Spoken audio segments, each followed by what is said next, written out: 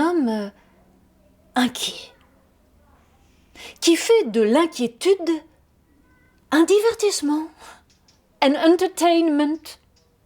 Un homme inquiétant, qui est toujours à la recherche d'un ton susceptible d'inquiéter, de déstabiliser. Tiens, si j'étais enfant, je l'appellerais déstabiloboss, le boss qui déstabilise. Ah, il sait, le petit homme, il sait sur quelle chaise vous asseoir pour que vous ne vous sentiez pas à l'aise. Son art oratoire n'est jamais banal, mais toujours bancal. Il est, dirait Freud, au stade sadique oral. C'est ce qui lui permet d'obtenir l'aval du plus large public, un haut niveau d'audience, de convergence, de correspondance.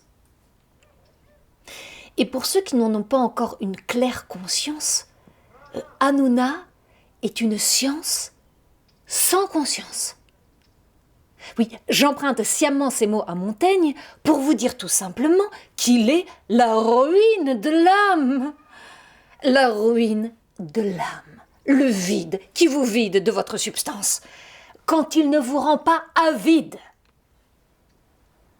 Et s'il a pignon sur rue, une chaîne télé rien que pour lui, c'est parce qu'il se consacre corps et âme à l'opinion. Parce qu'il a su rendre l'opinion sacrée. Il a inventé le tribunal de l'opinion qui fait mal, en sapant les fondements de la subtilité, de la finesse et de la morale. Et c'est avec cette doxa, comme dit le grec, qu'il joue ou qu'il fait le fou, c'est-à-dire qu'il se montre paradoxal.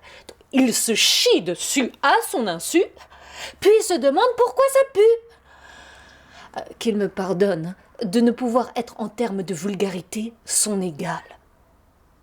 Mais c'est la vérité si je mens. C'est la vérité si je mens de celui qui fait tout pour ne pas mentir, mais en mentant. C'est la sincérité qui se moque de la vérité, comme l'hôpital de la charité.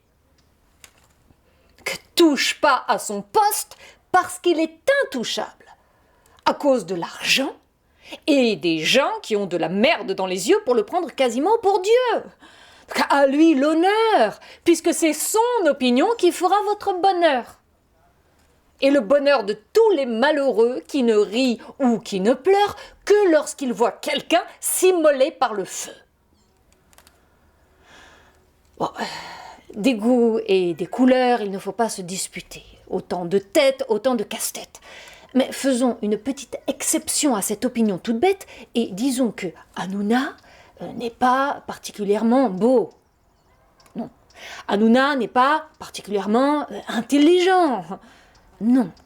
Hanouna n'est pas particulièrement cultivé. Il n'a aucun niveau de connaissance suffisamment élevé pour vous tenir la dragée haute. Ce n'est pas non plus un orateur né, ni un conteur doué. Et donc, il a quoi alors? C'est vrai ça, il a quoi? Eh bien, réponse, il a ce qu'il est. Et il est un galérien qui vous fait payer ses galères, et très cher. En Tunisie, on dira que c'est son baratin qui fait son eau et son vin. Et moi, je dirais que c'est sans doute son pif, mi-arabe, mi-juif, qui sent la merde qu'il vend. Et qui vend la merde qu'il sent avant tout le monde. C'est ce qui lui a permis pour vous concerner de cerner l'essence de la médiocrité, la sienne, quand elle s'identifie à la vôtre, et la vôtre, quand elle s'identifie à la sienne.